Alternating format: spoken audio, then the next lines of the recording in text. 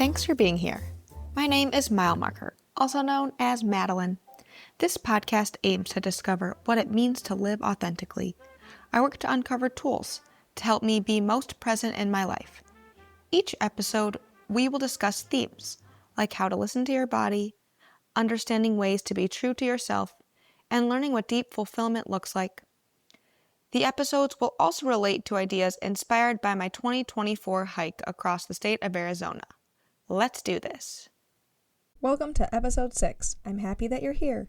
On my 6th day hiking the Arizona Trail, I took 2 separate audio recordings. One in the afternoon and then one in the evening when I had completed my hike. I am going to upload both of these clips and talk about the messages in the first clip first, and then play the second clip and talk about some themes from the second clip second. So without further ado, we're going to dive right into the first clip from my 6th day of hiking on the Arizona Trail. Let's take a listen. Hello. It is 12:20 p.m.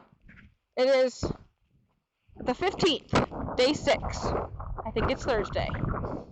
We are 11 miles in, which is great considering the last, 4, maybe. We're in the rain and wind, but we're hanging in there. It's no big deal.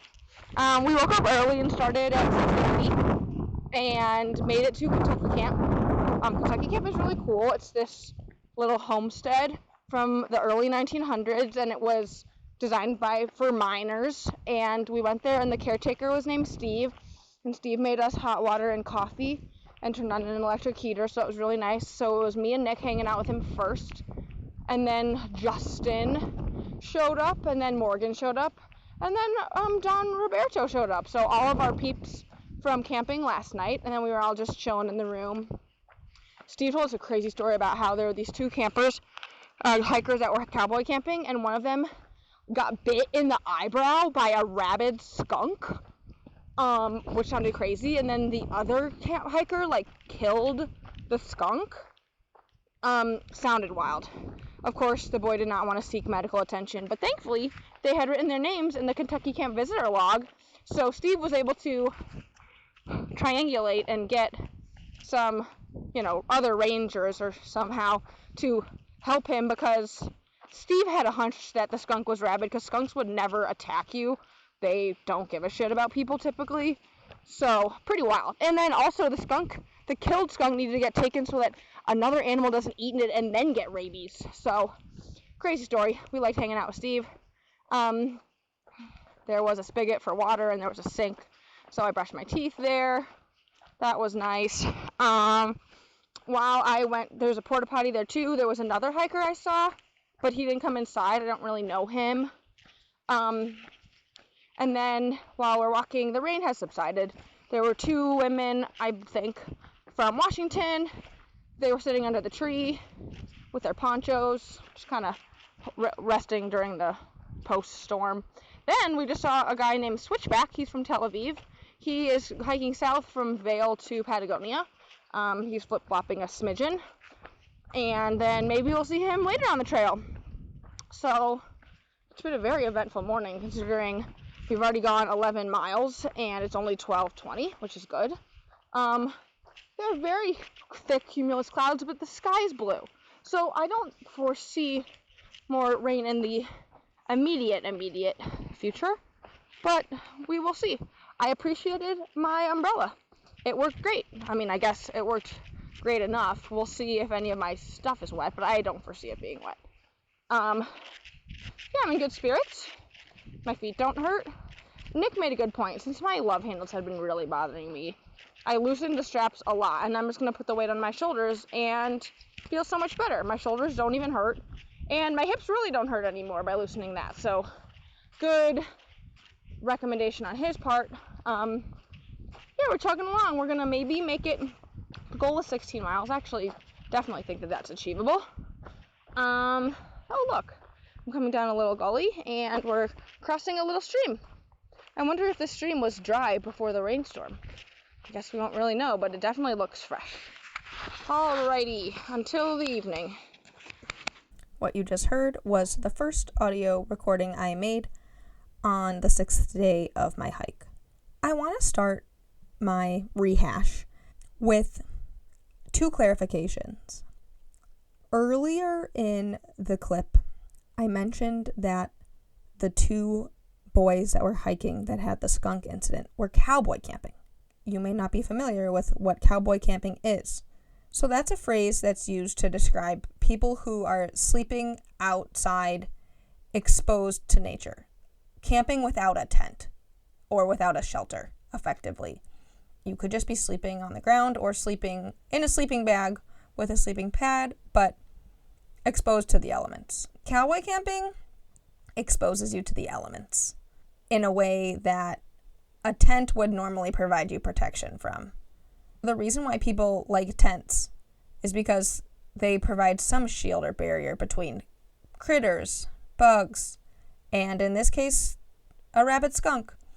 I wanted to add that tidbit that cowboy camping is camping amongst the stars and flora and fauna directly.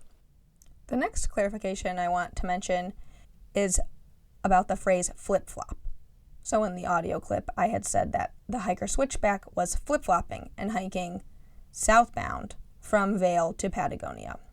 The term flip-flop means switch the direction of your hiking, which is counter to the overall direction you are going. So because it was the springtime, we hiked from Mexico to Utah, northbound. Everything we were doing was in the northbound direction. But if you have some resupply reason or if there's a weather reason, people will pick a small section and they will flip-flop, which means they will go, in this case, southbound for a bit and then proceed northbound from the place where they began their flip-flop. I'm adding a little bit of context to what the phrase flip-flop means. And again, going into this Arizona trail hike, I still considered myself an amateur hiker. And that consideration really is in the eye of the beholder, right? Anyone who says, I want to hike 800 miles and I think I can do it and I will be okay, might consider this not amateur. But because my previous hiking experience was fairly limited, I wasn't really accustomed to learning about these hiking phrases, and I still felt like I was getting my chops. I didn't feel like an expert, certainly not at this time, only 6 days in. But at what point does someone ever consider themselves an expert? This is such a personal declaration of labeling yourself, oh, I'm just a beginner, or oh, I'm pretty intermediate, or I'm an expert and I feel so confident and prepared. And this concept, which leads me to this topic of imposter syndrome, is one I want to talk about with other facets of my life. I grew up in the suburbs of Chicago. I went to public school, and I went to the University of Illinois, and I studied mechanical engineering. And it was very challenging for me. I never felt like the smartest person. I never felt like the dumbest either, though. I considered myself somewhere in the middle of the pack, and I felt really okay with this.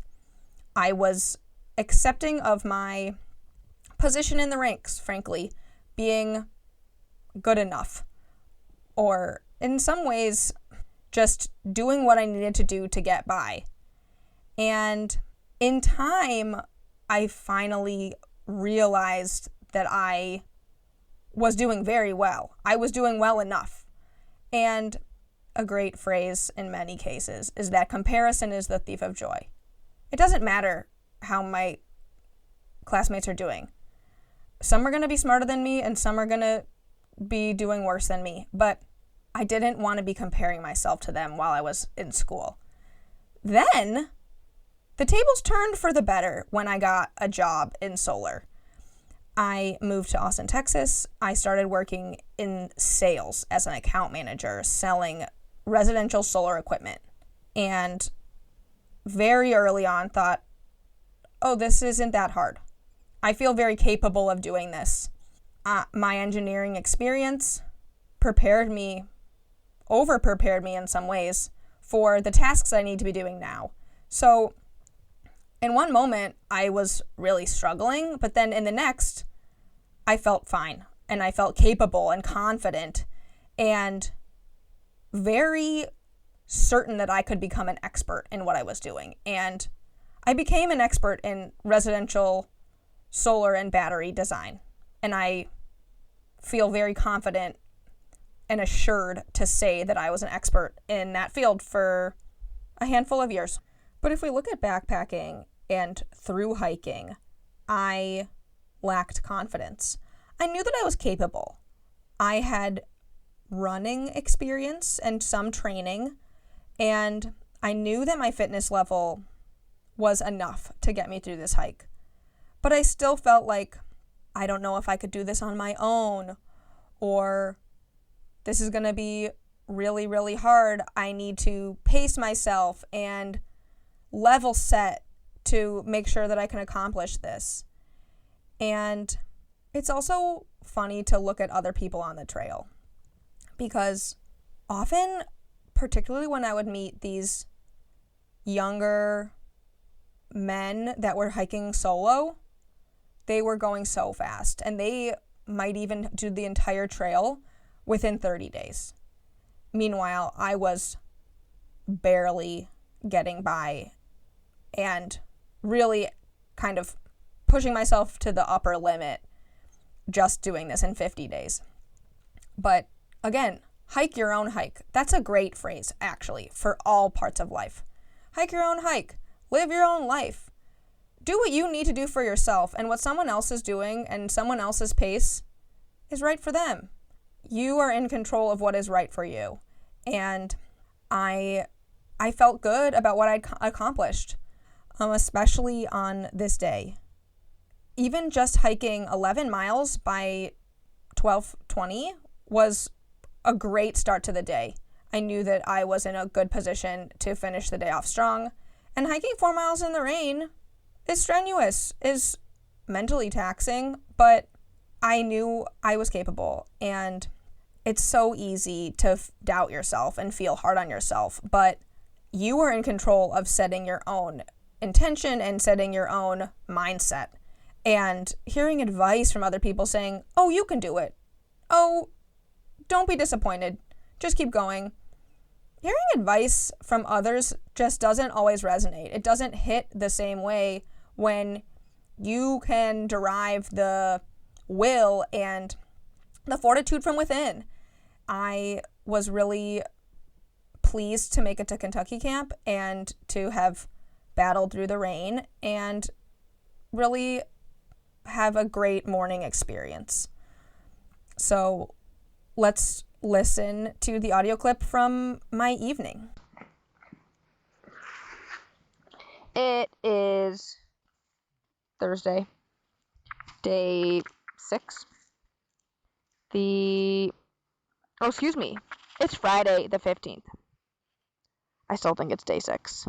My activity was for 9 hours, 37 minutes, which means that we still finished at 4:30 by the miracle of the 4:30 finish.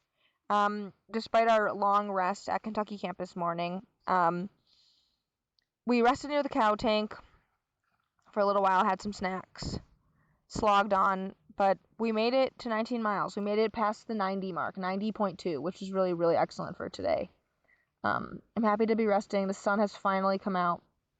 We're camping at a really cool area amongst some trees, very flat, great spot, honestly, near the Helvetia Road resupply box.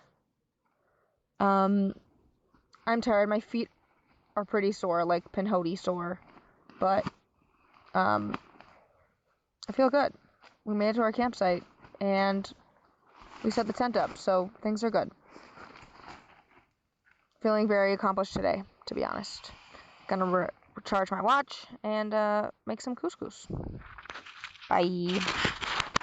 What you just heard was the second audio clip from day 6 of Mile Marker's hike on the Arizona Trail. And in typical mile marker fashion, I had to mention that I made it to mile 90. Finding milestones really was something I was always looking forward to. And I think that it was a way of me finding ways to be proud of myself, finding little intermediate high fives or pat on the backs to say, you're out here, you're going, you're doing it, you're ticking off these miles little by little, and you should feel a sense of victory from that. And another thing that was something that was a huge victory is, despite the rain, or because of the rain, in fact, that morning, there were the biggest rainbows that maybe I'd ever seen. It was a rainbow where you could see from one end to the other, the full arc in one view. Because when I'd seen rainbows in the past, typically you just see where it hits the ground in one spot, but then it kind of fades into the clouds. But this was a full arc. And, you know, in the metaphor of you have to have rain to have a rainbow, the hardship is what makes the victory that much sweeter. And in this case, having some time with clouds and with rain was a break from the sun. The sun really took a lot out of me, and using the umbrella for the rain was an excellent protection. And I valued the variety. I valued the change of pace because it kept the creeks flowing. It made the ground moist and not such dry, dusty dirt. Having the rainy day did not dampen my spirits. And being in Arizona too, even if some of your gear got a little bit wet, it would dry the next day. These rain showers never lasted very long. Even rain showers in your life, hardships come and then they go. And even good times come and then they go. Nothing is permanent. Everything has a natural flow. And I welcomed and I accepted the rain, and I was rewarded with the rainbow. This hike really showed me that there will be hard times, but then there will be so much to appreciate. And being in Kentucky camp with Steve and with the heater, and even just being able to brush my teeth from a spigot and not have to just spit onto the ground was great. I really appreciated being out there. Even something like pain, physical pain or emotional pain, comes and it goes. I didn't even remember having the pains on my hips from my pack. I definitely remember having foot pain, and that kind of lingered with me. But today, sitting here in 2025, my body isn't in pain. My hips don't hurt. My feet don't hurt. You recognize what you can endure. And in the moment, it can be very intense. And in the moment, my love handles really did hurt. Now that I'm recalling it, they kind of had wounds, like an abrasion almost, because I was still getting used to the pack. This was the first hike of substantial distance and weight carrying that I used this pack for. I think we did a 2-day, 1-night sample run with our gear around Lake Georgetown in Texas, but having this pack took some adjusting to get the shoulder straps and the hip belt to be comfortable. But this is something that you know and you've heard a million times, that, oh, we can endure so much and we don't know what we're truly capable of. But if I hadn't had this audio recording, I might not have even been reminded that my hip belt had been hurting. It's something that I handled, pun intended.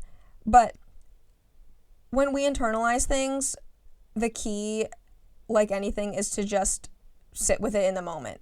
Okay, I'm uncomfortable, but it will pass.